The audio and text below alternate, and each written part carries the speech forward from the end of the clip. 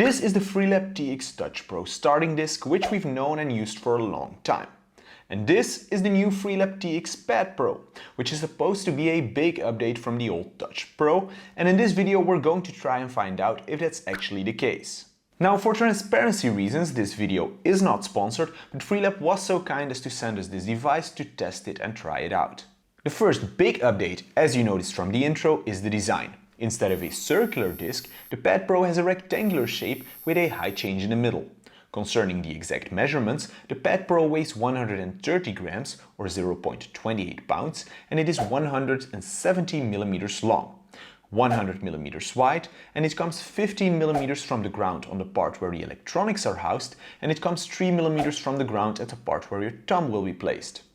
These 3 millimeters are a major change compared to the Touch Pro, which came 10 millimeters off the ground and often gave you the feeling of starting crooked. The starting area, which is meant to place your thumb, has had a nice improvement as well, because the diameter of this area increased to a whopping 13 millimeters, coming only from a small 13 millimeter diameter button on the Touch Pro.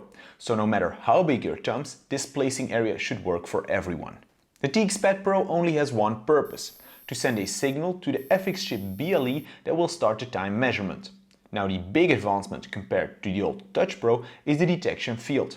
This detection field is now 1.5 meters wide and should in theory be able to detect starting blocks as well as a wider 3-point start, which wasn't always possible with the old Touch Pro.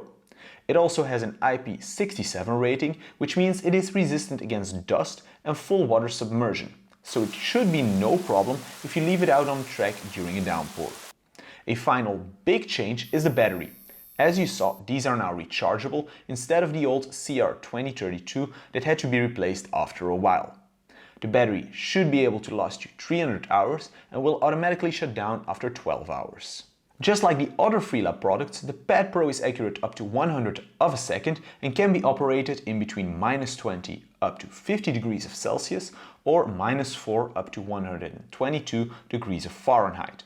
And as usual, the minimum time between two measuring devices must at least be 0.7 seconds, which should correlate with 10 meters in between two devices. Now, one thing I liked better with the old Touch Pro compared to the Pad Pro is that the Touch Pro used a beeping sound once you let go of the button to notify you that your time indeed has started.